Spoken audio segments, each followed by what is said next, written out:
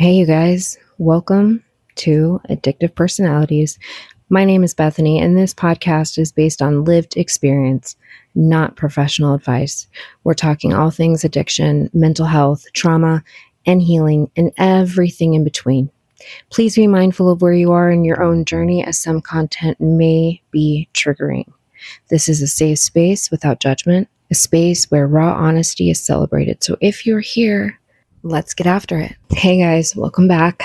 So let's start with an affirmation.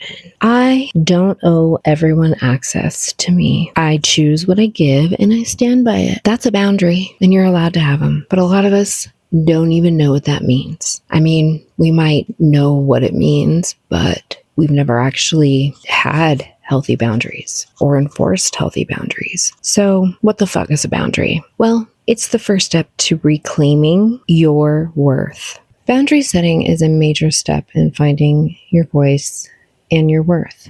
It is a contract you make with yourself that sets the expectations around how people treat you. How people treat you is now part of your responsibility, not initially, but long term.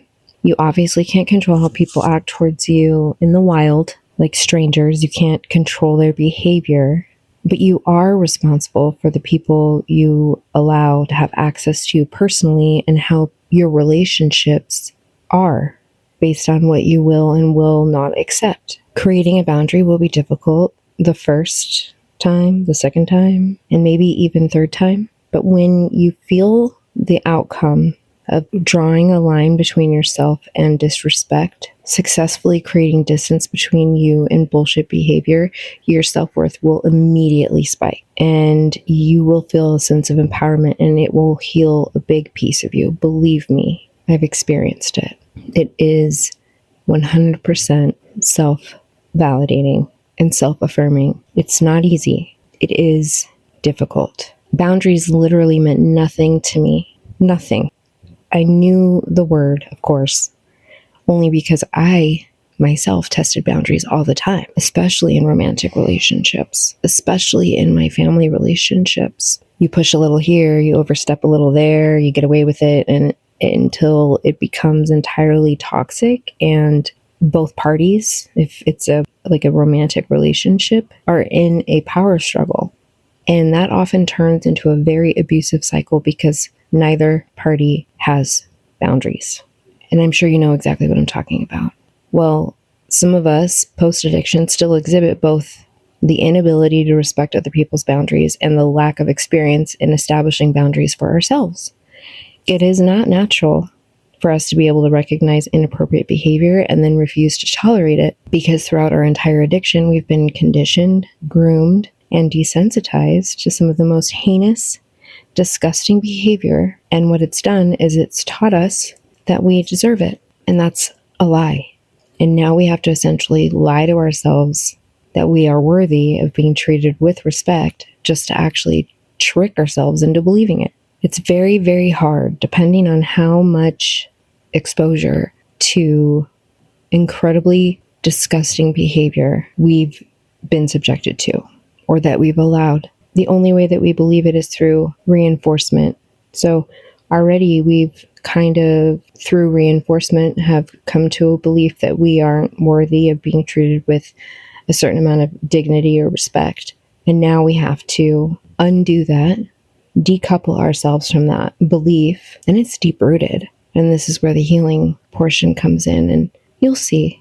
But in practice, what we have to do is now make choices that set us up to be treated the way we want to be treated. And that includes changing our desire from being treated like shit into the desire to be treated well. And that's why the affirmations are so important. Because while you may not believe the words that are coming out of your mouth, you may be looking at yourself in the mirror and you may feel ridiculous and you may not believe it. But when you speak it into existence over and over again, it is a type of reinforcement. You are demanding for yourself better. It sounds insane, but it's true, because for so long, the atrocious behavior has become familiar, and sometimes we are the ones who've gone unchecked, behaving like entitled, emotional, and reactive psychopaths, right? Like, we also have to identify that. If we want to have the power to create boundaries for ourselves, we then also have to recognize other people's boundaries and respect those. Otherwise, we're being hypocrites. And it wasn't until I fell in love with someone who had his own boundaries, which I had crossed, did I even understand the importance of not only identifying boundaries for myself, but respecting the boundaries of others. Something that I don't think, looking back, I really ever did. So it was uncomfortable. I felt wronged, but now it has made so much more sense, because in having to stay in bounds in this relationship, I had to really take a look at my own actions and evaluate, like, is this who I really want to be in a relationship? And instead of acting crazy when something felt uncomfortable, which is basically an indicator that some kind of boundary has been crossed, but it hasn't been defined, nor had it been explicitly communicated. And when you react like a crazy person, that doesn't really elicit the kind of response you want. When you set boundaries, they have to be set with confidence, stability, and authority. But let me tell you, when you flip out, any chance of being respected in that moment is being undermined. There is no authority in that. So in this episode and in the next episodes, we're just going to be exploring the whole concept of boundaries. And this episode in particular is just an introduction to what it means on a high level. And the next episodes will be more instructional, because I think that this is really, really important. And I know that for those of us who are survivors of trauma, we aren't wired this way, especially if that trauma goes back to our childhoods. Think about it. If as children we're abused, and those are our formative years where we establish what love is, and if we're exposed to unacceptable and disgusting behavior, it's very hard to undo that damage. If you are someone like me who's come out on the other side, you already took the first step. No longer hiding, no longer suppressing, no longer escaping. And wherever you are in your sobriety or post-addiction, at some point we have to define a new version of ourselves. We have to recognize what was bad and make an effort to do better. We also have to teach ourselves how to be treated the right way. And we can't do that if we silently hope someone treats us with respect, or if we continuously get treated like shit and keep going back. All that's doing is reinforcing the belief that we don't deserve better than that. An example of one of the first times I created a boundary was in regards to my daughter's dad.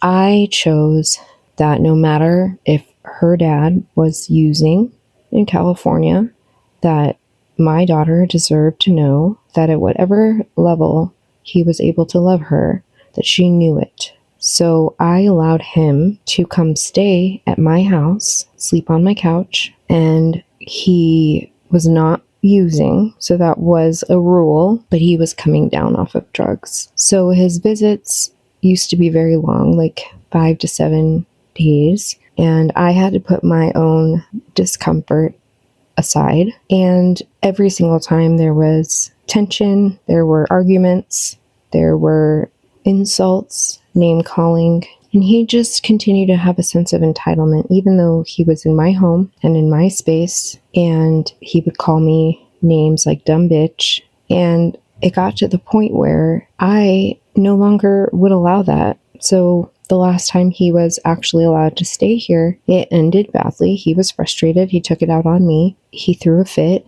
as he was walking out of my balcony with my window closed. And I had my phone on record because I knew something was going to go down. I caught him on my phone's audio through 2 closed doors and a closed window on my porch saying, "Fuck off and die." And that was it. I was like, no longer am I going to allow this man to come into my home, stay in my space, have me hide in my room when he's done nothing to earn that. And it was incredibly stressful. every single time. Like, I was a different person when he was here, but this was a sacrifice that I chose to make for my daughter. But after this, I basically put a boundary around for a period of time where he was blocked. He was unable to call me because his texts were unhinged. He was just blaming me for everything. At the end of the day, the reason why the situation between he and I is the way it is, and the relationship between he and his daughter is the way it is because of his own choices. But he does not acknowledge that. Well, he didn't at the time. So every visit subsequent to that, he had to figure it out. That meant that he had to get a room, and he was no longer able to stay here. He was no longer able to drive my car. And I would make little exceptions, like I would take them places if I needed to. Of course, I wasn't trying to make it incredibly miserable, especially for my daughter. Like, they still wanted to do stuff. That was the first time that I very strongly believed in my own sanity and emotional well-being, and that was something I deserved. And it felt so good. And since then, things have been much better as far as how he talks to me. But yeah, never again will he stay in my house. And he knows that, and he respects that. And even if he didn't respect that, that's just the way it is. That was just one example. And yeah, that was actually after I had left Nevada, which is where the person that I love very much lives. So it's very difficult because we live very far apart, and it's just a difficult situation. There are factors that make it difficult to just merge our lives. We tried that once, and I would never take it back. I learned so much and continue to learn so much through this relationship that I have with him, because I've never really had a man set boundaries or check me. And to be honest, I've never really respected a man enough to adhere to boundaries. So yeah, that's my experience with boundaries. I continue to set boundaries with friends and with people at work or family members if I need to. And I've become a lot more confident in boundary setting, but that's just because I've had success. So what I encourage you to do is just start sitting with the word boundary. You may not even understand or know what you are willing to or not willing to accept. I would definitely not practice boundary setting if you're in an abusive relationship. But if you're in a normal relationship, whatever that looks like for you, I would. And if you've been tolerating something that bothers you because you're afraid of confrontation, or you don't believe that you have the right to ask for behavior to be changed, I would actually challenge you, if you have children especially, how would you want them to be treated? And are you showing them an example of how to either be treated or to treat others? And I would write down the things about yourself and what you allow that you wish you didn't. And then at some point, we'll turn that into an actual boundary, not just a wish, because it isn't until you, first of all, believe that you're worthy of it, and then second, create that boundary and make it clear, and third, experience what it's like when someone actually respects that boundary and changes behavior. Will you be able to understand the value of boundary setting and how much it really contributes to your self-worth and self-image? We'll dig into it a little deeper in the next 2 episodes, because you're worthy. You're worthy of saying no. You're worthy of respect and dignity, no matter what you went through before. If something in this episode felt a little too familiar, don't brush past that. That's where the work starts. Healing isn't about having all the answers. It's about being willing to look at what's real. If you're in that space, stay with me. Follow, share, or come back when you're ready. This is Addictive Personalities.